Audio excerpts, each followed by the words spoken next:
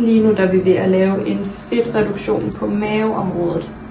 Jeg har først varmet fedtcellerne op, så de åbner sig og udvider sig. Lige nu der står jeg og køler dem ned, så jeg kan krystallisere og mase fedtcellerne, så man over de næste 3 døgn kan udskille fedtcellerne igennem og tisse dem ud.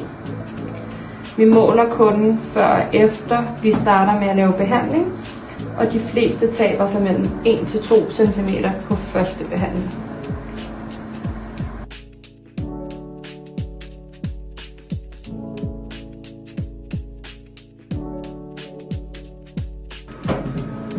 Jeg har lige været hos La Concordia og fået deres helt nye CryoSlim.